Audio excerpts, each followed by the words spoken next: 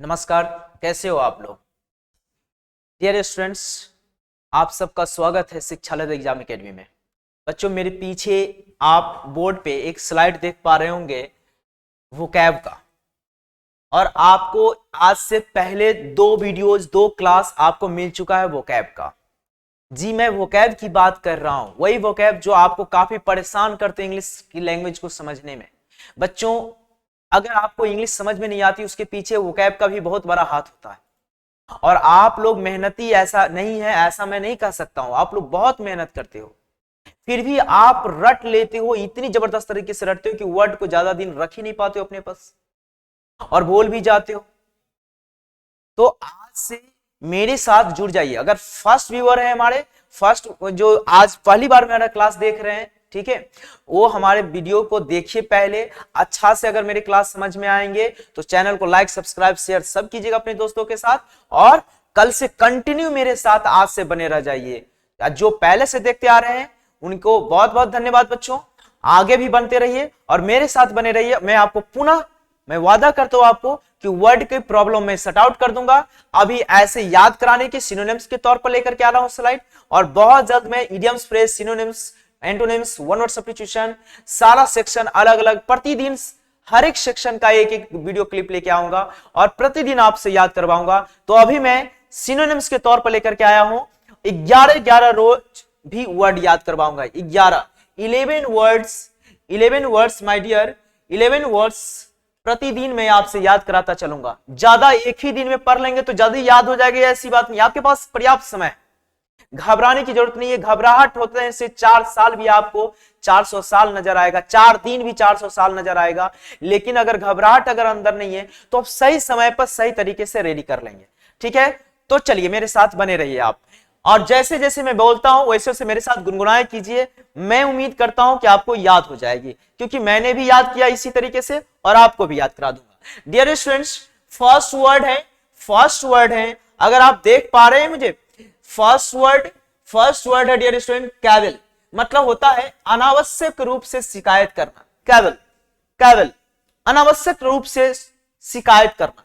अगर आप स्टूडेंट्स हैं, अगर क्या आप तो स्टूडेंट्स हैं ही यार, स्टूडेंट्स हो, अक्सर आप अपने दोस्तों के साथ खेलने चले जाते हो, ठीक है, कल को क्लास में आप अगर प्रेजेंट नहीं हो पाते होंगे, अब्सेंट हो जाते होंगे, तो स्टूडेंट आपके दोस्त लोग पूछते होंगे कि अरे सुमन कहाँ है, सर लोग पूछते होंगे अरे फलाना लड़का आज एब्सेंट है। आपका दोस्त क्या करता होगा, मसाला डाल करके आपका शिकायत करता है, सर वो तो घूमने गया, सर वो तो अपने वाली को लेकर के घूमने चला गया, सर वो तो यहाँ चले गया सर। यानी कि जो बात नहीं बोलना चाहिए वो बात भी शिकायत कर देता है, और जब शिकायत कर देता है तो आप क्या कहते हैं, तो अपने आप को काबिल समझा है, जो आपके बारे में आपके पेरेंट्स से, आपके बारे में आपके शिक्षक से अगर कोई दोस्त अगर शिकायत कर देता है तो आप क्या कहते हो, तो काबिल है यार, तो अपने आप को काबिल समझते हो, तुम अपने आप को काबिल समझते हो कि दूसरे के बारे में शिकायत करते हो, ऐसे याद करते। यानी कल शिकायत करना अनावश्यक तौर पे, और उनके जो सिनोनिम्स बनाएंगे तो क्रिटिसाइज करना और कंप्लेन करना। डियर स्टूडेंट्स, कोशिश कीजिए कि सिनोनिम्स अपने आधार से बनाने की कोशिश कीजिए। क्या कीजिएगा, बनाने की कोशिश कीजिएगा, और तुरंत याद हो जाएगी तेरी को, ठीक ना, और जल्दी भूलेंगे भी ना। मेरे साथ तो बने रहिए, मैं यादव सर आपको पूरे कंप्लीट करा के जाऊंगा। तो क्या हुआ डियर स्टूडेंट, केवल अनावश्यक तौर पर शिकायत करना, और शिकायत करने का इंग्लिश कंप्लेन भी कर सकते हैं, क्रिटिसाइज भी कर सकते हैं। चलिए नेक्स्ट वर्ड की तरफ मैं आपको बढ़ाऊं।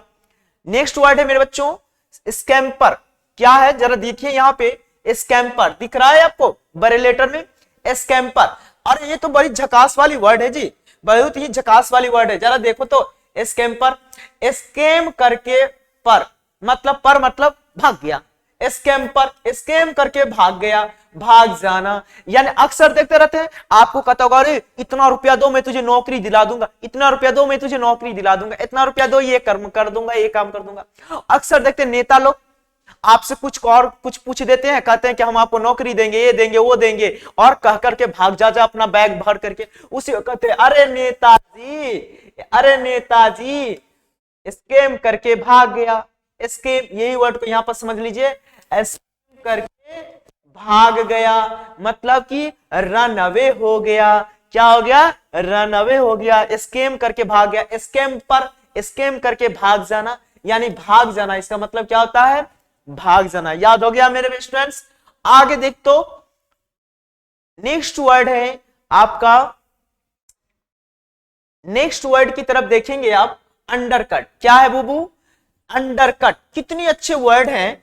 आज देखिए अंडरकट क्या है? अंडरकट कम दाम में देना। अंडरकट मालूम है, कल को अगर आप जैकेट खरीदने जाते हैं, स्वेटर खरीदने जाते हैं, शर्ट खरीदने जाते हैं, कोई कुर्सी खरीदने जाते हैं फर्नीचर वाले के यहाँ, अगर वो थोड़ी बहुत टूटी फूटी होती है तो आपको क्या कहती है? अरे भाई साहब कम दाम में देता हूं, ले लो ना। और आपके मित्र भी कहते हैं अरे थोड़ा सा फटा है, ले ले यार, कम दाम में दे रहा है। यानी अगर कम दाम में लेना हो तो थोड़ा सा फटा उटा ले लेते हैं, थोड़ा सा खराब ले लेते हैं, तो कम दाम में मिल जाता ना। तो उसको क्या कहते हैं? अंडरकट। अंडरकट का मतलब होता है कम दाम में देना। और उसी को यानी कपड़ा अगर अंदर से फटा हुआ हो तो इसलिए कम दाम में दे दिया, सेकेंड हैंड में दे दिया। किताब खरीदने जाते हो ना सेकेंड हैंड, थोड़ा सा फटा उटा होता है तो क्या कहता है? अरे यार, अरे अंकल जी थोड़ा सा किताब तो फटा है आपका, तो सेकेंड हैंड के तौर पर दो ना, थोड़ी सी कम दाम कर दो ना। यानी कि अंडरकट। बाबू रे अंडरकट का सिनोनिम्स क्या होता है? Under sell. यानी कि जितना मैं सेल करना चाहिए था उसे, उतना मैं सेल ना करके उसका दाम को थोड़ा कम गिरा दिया, नीचे कर दिया, और क्या कर दिया? आपके हाथों बेच दिया। रिड्यूस कर देना। क्या होता है? रिड्यूस कर देना। अंडरकट का सिनोनिम्स अंडर सेल करना, रिड्यूस करना। बन गया? याद हो जाएगा। और कमेंट के जरिए मुझे बताइएगा कि आपको क्या याद हुआ, इसमें कहां कहां गलती हुई, आपसे मुझसे सब कुछ बताइएगा। अरे यार मैं भी आप ही की तरह हूं, मैं भी गलत कर सकता हूं ना, तो आप मुझे बताएंगे कि सर आवाज नहीं आ रही थी क्लियर, सर यहां पर और भी बेहतर तरीके से थोड़ा समझा देती है, कहीं हो सकता मैं फास्टली समझा रहा होता, तो इस पर भी आप बताएं, कमेंट करके मुझे बताइएगा कि अगर आपको फास्टली लगा तो मैं अगले वीडियो से में क्लास में आपको थोड़ा सा धीरे धीरे बोलूंगा। कंप्लीट है डियर स्टूडेंट्स? मेरा काम है सिखाना और आपका काम है सीखना। तो जब हम दोनों का काम सही से नहीं होगा तो फिर एक काम गलती एक कर क्यों रहे हैं ना, है ना? चलिए नेक्स्ट वर्ड की तरफ मैं मूवमेंट कर रहा हूं।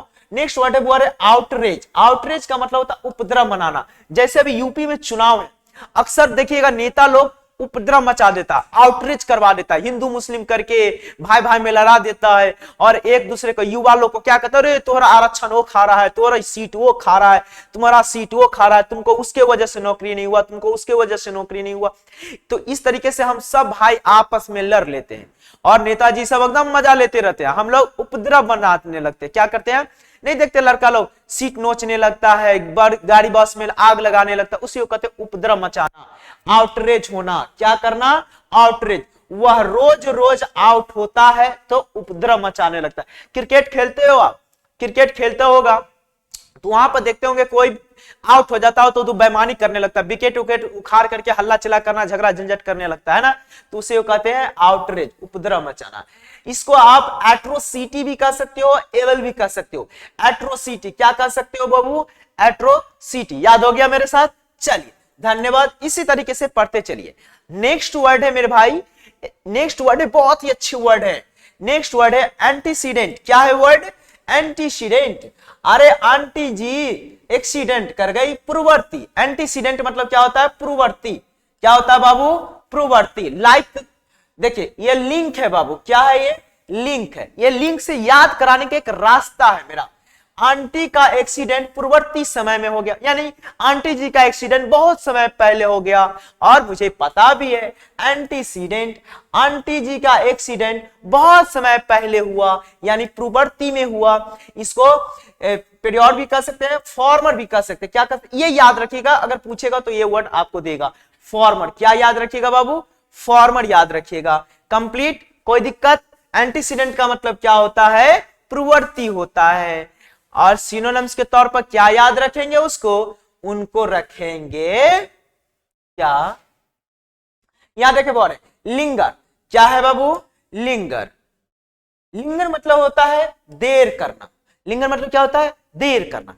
अगर आप स्टूडेंट्स हैं और कभी बाहर जाते होंगे परीक्षा देने, दिल्ली कहीं कहीं कहीं कहीं, तो अक्सर आपको होटल में नहीं जा पाते होंगे या कहीं ठहरने की दिक्कत होती होंगी, कुछ खाने की दिक्कत होती होंगी, तो अक्सर लोग सिख लोग को देखते हैं अपने अपने गुरुद्वारा के पास लंगर लगाते हैं। क्या लगाते हैं? लंगर लगाते हैं, जहां बिना जाति धर्म रंग रूप भेदभाव किए बगैर आपको खाना खिलाते हैं, आपको रहने का व्यवस्था भी कर देते हैं। तो जब सोचो, जब लंगर में जाओगे खाना खाने तो टाइम लगेगा कि नहीं लगेगा? क्यों? वहां पर लाखों की संख्या में लोग खाना खाते हैं, हजारों की संख्या में लोग खाना खाते होते हैं, तो टाइम तो लगेगा। आप किसी की दामाद थोड़े हो कि जाते ही भीड़ भाड़ में तुरंत आपको थाली निकाल के दे देगा, कहेगा दामाद जाए खाना खाओ और चले जाएंगे। ऐसा तो नहीं है ना। आप अपने गांव की बात रखो ना, किसी के शादी विवाह में जाते होंगे, पार्टी सार्टी में जाते होंगे, तो क्या जल्दी लौटते हैं? नहीं ना लौटते हैं। तो लिंगर को लंगर से डाइल्यूट कर दीजिए, लिंगर को लंगर से डाइल्यूट कर दीजिए, यानी लंगर में खाने में क्या हो जाता है? देर हो जाता है। लंगर में जाइएगा खाना खाने तो क्या हो जाएगा? देर हो जाएगा। अभी कोरोना वायरस चल रहा है, अगर सरकार की तरफ से या किसी भी बड़े दादा की तरफ से अगर गांव के पास गरीब लोगों के लिए खाना बनने का अगर प्रपोजल पास करे, यानी अपने आप को बात रखे कि हम गरीब लोगों को खाना खिलाएंगे फ्री में प्रतिदिन, तो अगर उसमें अगर आप जाइएगा खाना खाने तो आप अपने बात बताइए, लेट लगेगा कि नहीं लगेगा? लेट लगेगा। डियर स्टूडेंट्स, इसी को कहते हैं लिंगर। लिंगर को लंगर से डाइल्यूट कर दीजिए और अपने आप उसका मतलब याद हो जाएगा। और उसका सिनोनिम्स ये है डिले होना। क्या हो जाना? डिले होना। अब अपने आप में पूछते, अरे दोस्त कहां डिले हो गया, कहां देर कर दिया, है ना, कहां देर कर दिया, तो वही है, याद कर लीजिएगा, डिले होना। नेक्स्ट वर्ड है बाबू, नेक्स्ट वर्ड है मेरे पास कैरिन। कैरिन मतलब होता है डगमगाना। क्या होता है बाबू? डगमगाना। जरा यहां पर देखेंगे, अरे क्यों डगमगा गए आप? कैरिन मतलब डगमगाना। करीना कपूर को देखने के बाद आपका पैर क्या हो गया? डगमगाने लगता है। कैरिन, यहां पर कैरिन मतलब करीना कपूर। करीना कपूर को देखते, अगर वही करीना कपूर अगर आपके सामने आ जाए, सैफ अली खान को थोड़ा देर के लिए रेस्ट दे दे और आपके सामने आ जाए और आपके सामने खड़ा हो जाएगी, तो आपकी पैर एकदम से डगमगाने लगेगा कि नहीं लगेगा? डगमगाने लगेगा ना? हाँ हाँ, डगमगाने लगेगा। तो क्या होगा? तो उसको कहते हैं टिल्ट होना या लर्च होना। क्या कहते हैं? टिल्ट होना या लर्च होना। बन जाएगा, कोई दिक्कत नहीं। यानी कैरिन का सिनोनिम्स क्या होगा बुआ? टिल्ट होना या लर्च होना। नोट भी कर लीजिएगा अपने कॉपी पर। प्रतिदिन हेडफोन लगा के 10 मिनट में मेरे बात को सुनते भी रहिएगा बराबर, बहुत जल्दी याद हो जाएगी आपका। इसके बाद है नेक्स्ट वर्ड, है ना, डैब हैंड मतलब होता है कुशल। डैब हैंड मतलब क्या होता है बाबू? कुशल। क्या होता है? कुशल। क्या होता है? कुशल। यानी डब करने वाले का हैंड क्या होता है? बहुत ही कुशल होता है। डब करने वाले का हाथ क्या होता है बाबू? बहुत ही कुशल होता है। यानी आप ऐसे याद कर सकते हैं कि डैब हैंड मतलब कुशल। मतलब देखिए, वैसे काम जो बड़का लड़का डबल हैंड से काम करता है, यानी कि ये भी काम करता है, ये भी काम संभाल लेता है, हर काम संभाल लेता है, हर फोल्डर में काम संभाल लेता है, हर जोनल में काम संभाल लेता है, हर स्थिति में काम संभाल लेता है, उसको क्या कहते हैं? डैब हैंड मतलब कि कुशल, एक्सपर्ट व्यक्ति, मास्टर व्यक्ति। क्या कहते हैं? एक्सपर्ट व्यक्ति, मास्टर व्यक्ति। मान लीजिए अगर आप कभी बिजली के भी काम संभाल लेते होंगे, हैंड पंप खराब होता है वो भी काम संभाल लेते हो, मोबाइल खराब होता है वो भी संभाल लेते होंगे, घड़ी खराब होती होगी वो भी संभाल लेते होंगे, घर में कोई काम होता होगा वो भी काम संभाल लेते होंगे। सब काम अगर आप संभाल लेते हो तो क्या कहते हैं? अरे ये तो एक्सपर्ट आदमी है, अरे ये तो बड़ी मास्टर आदमी है, अरे इसको तो सब कुछ की जो नॉलेज है, उसी को कहते हैं डैब हैंड। राइट नाउ आगे नेक्स्ट वर्ड है वो ग्रीसली। क्या है वर्ड? ग्रीसली। अच्छा, ग्रीसली से एक बात याद आया, क्या आप क्रिकेट खेलते हो? बिहार का लड़का होगा और भारत का युवा होगा और क्रिकेट नहीं पसंद करता होगा या ना खेलता होगा, कहना बड़ी मुश्किल है। क्या? क्योंकि ऐसा कौन लड़का है जो नहीं खेलता है? होगा, 2-4 ऐसा होगा जो नहीं पसंद करता होगा ना, तो बाकी आप तो पक्का पसंद कर रहे होंगे। आप ही बताओ, ग्रीसली पढ़ने से किसी खिलाड़ी का नाम याद आ रहा है आपका? क्रिस गेल का नाम याद आ रहा होगा। क्रिस गेल, यहां पर गलत लिख दिया है, क्रिस गेल, या सही है। क्रिस गेल डरावना खेलता है, यानी कि ग्रीसली का मतलब होता है डरावना। क्या होता है? डरावना। यानी जब क्रिस गेल जब पिच पर प्लेग्राउंड में जब उतरता और जब छक्का के बरसात करने लगता तो क्या कहते हैं? हम सब एकदम डर जाते कि माय गॉड, ये तो बंदा इतनी छक्का मारा, इतनी बॉल को फोड़ रहा है, इतनी फोड़ रहा है कि तो जीतिए भाग जाएगा। खूब डर जाते हैं। क्रिस गेल जब पिच पर आते हैं धोनी की तरह खूब पीटता रहता है, यानी ग्रिसली मतलब डरावना। ग्रिसली को लिंक लगा के पढ़ लीजिए। क्रिस गेल जब खेलता है, क्रिस गेल जब खेलता है तो डर लगने लगता है, यानी फ्राइटफुल। क्या होगा? फ्राइटफुल होगा। ठीक है, क्या याद रखिए? सिंपल था आपका, फ्राइटफुल जल्दी याद हो जाएगा, आप फ्राइटफुल ही याद रखिएगा। नेक्स्ट वर्ड है बाबू सल्ट्री। नेक्स्ट वर्ड क्या है? सल्ट्री। इसको याद रखने के लिए बहुत आसान है। सल्ट्री मतलब असरदार। क्या है बाबू? असरदार। क्या है? असरदार। सल्ट्री मतलब असरदार। आप खाना खाते हैं ना, डेली खाते हैं, अभी भी 10 मिनट के बाद आप खाना खाओगे, पानी पियोगे, मेरे नाम लोगे कि अरे यादव से तो बहुत अच्छे से वर्ड मैंने याद करवा दिए, मजे में, चलो आज अच्छे से खाना खाता हूं। डियर स्टूडेंट, मजे में खाओ, मम्मी पापा के साथ रहो, मस्ती में पढ़ाई करो, अपनी रिजल्ट लो, अपने घर रहो। सल्ट्री का मतलब क्या होता है? असरदार। जब साल्ट अधिक होता है तो असरदार पड़ता है। जब खाना खाते हैं अगर उसमें नमक ज्यादा होती है और गरम गरम खाना खाते तो एकदम पसीना आते आते हालत आपकी पस्त हो जाती होगी, असरदार होने लगता है। उसी को हॉट कहते हैं। क्या कहते हैं? हॉट कहते हैं। उसी को आप कॉर्चिंग भी कर सकते हो। क्यों कर सकते हो पता है?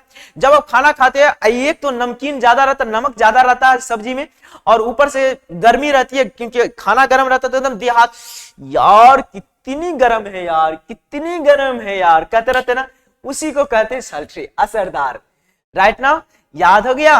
अच्छा, मोटिलिटी बहुत अच्छी वर्ड है भाई। मोटिलिटी क्या होती है? इस वर्ड को तो समझो। मोटिलिटी, मोटिलिटी मतलब होता है गतिशीलता। क्या होता है? गतिशीलता।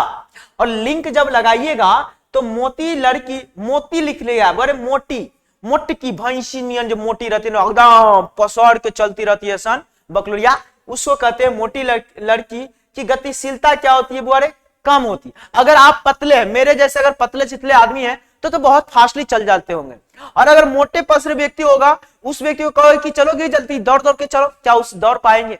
क्या वो फास्टली चल पाएंगे? नहीं ना। यानी उनकी गति में क्या होती है? कम होती है, सील नहीं होती है। मोटिलिटी मतलब गतिशीलता। मोमेंट उसको कहते हैं। क्या कहते हैं उसको? मोमेंट कहते हैं। ठीक है, तो याद हो गया आपको? डियर स्टूडेंट्स, आप टोटल वर्ड का नोट्स बनाना। क्या बनाना? नोट्स बनाना, और मेरे साथ जुड़े रहना। जुड़े रहना है पक्का ना? आप मेरे ऊपर विश्वास कीजिए, मैं आपको पूरी चीज प्रतिदिन याद करवाऊंगा। क्या याद करवाऊंगा? प्रतिदिन आपको याद करवाते चलूंगा, प्रतिदिन याद कराते चलूंगा। अभी सिनोनिम्स का सेशन लेके आया हूं, बहुत जल्द एंटोनिम्स, आपका idioms, phrase, one word substitution सब कुछ कराऊंगा। स्पेशल वोकैब आपका न्यूज पेपर वाला भी लेके आऊंगा। वैसे वर्ड मीनिंग का कोई स्थान नहीं होता कि कौन कहां लगेगा, वो सब जगह विराजमान रहता है, लेकिन आप लोग स्पेशल स्पेशल करते रहते हो ना, उसके लिए भी लेके आऊंगा। ग्रामर का भी सेक्शन लेके आऊंगा, जो जो आप कहोगे वो सब लेके आऊंगा। मैं अपने अकॉर्डिंग भी लेके आऊंगा, आपके अकॉर्डिंग भी चलूंगा, तो आप कमेंट के जरिए बताओगे तभी तो, है ना? चलिए ठीक है, जय हिंद बच्चों, पढ़ते रहिए आप मन से। राइट ना? चलो मैं विदा दीजिए मुझे।